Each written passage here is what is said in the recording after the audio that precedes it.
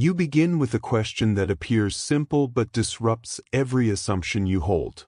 How do you know that what you know is real? This is the point at which Al Ghazali first enters the conversation, not as a distant figure but as a thinker who confronted the same tension. He recognized that most people assume they possess knowledge because ideas feel familiar and conclusions feel stable. Yet familiarity is not truth, and stability can be an effect of repetition rather than insight. You notice how easily the mind treats habit as evidence. The inquiry invites you to observe the structure of your own certainty, to see whether it rests on examination or on comfort. And as thought turns inward, a further question arises. If knowledge feels convincing simply because it is known, what stands beyond that feeling? Al Ghazali lived in an environment shaped by rigorous intellectual exchange. In 11th century Baghdad, scholars examined language, law, and reasoning with unusual precision.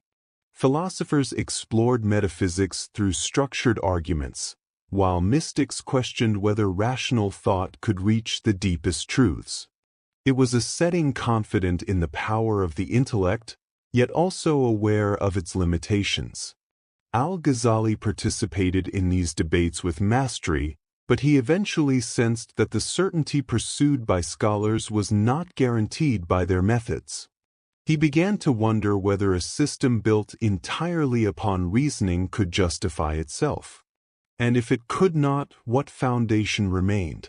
Al Ghazali's crisis emerged when he pushed reason to examine its own sources. You trace that moment with him and recognize how every intellectual claim depends on assumptions that are rarely questioned. The senses persuade you, yet they sometimes contradict each other. Memory supports your conclusions, yet it can alter events without your awareness.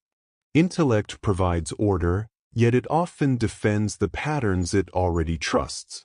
As you follow this inquiry, you see that even the most coherent explanation cannot prove the reliability of the mind that forms it.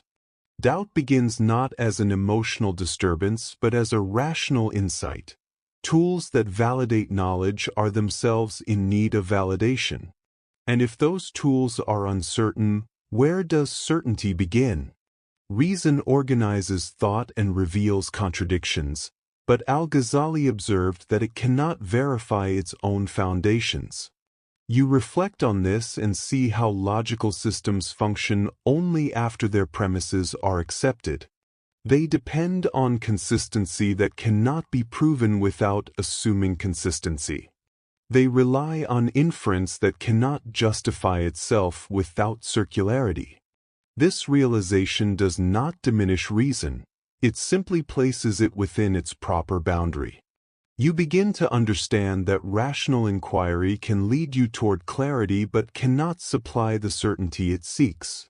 Once you see this limitation, you are not asked to reject reason but to use it with awareness.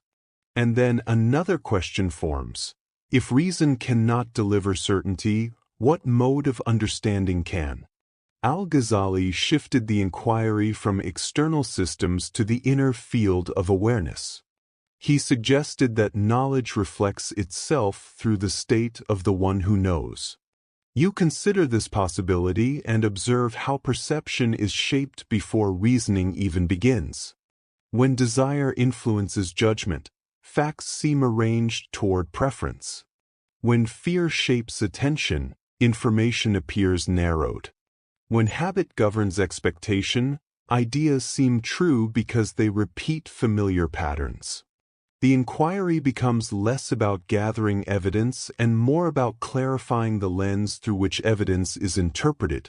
As you see this, it becomes clear that the heart, understood as the center of perception and orientation, must be free of distortion for understanding to be reliable.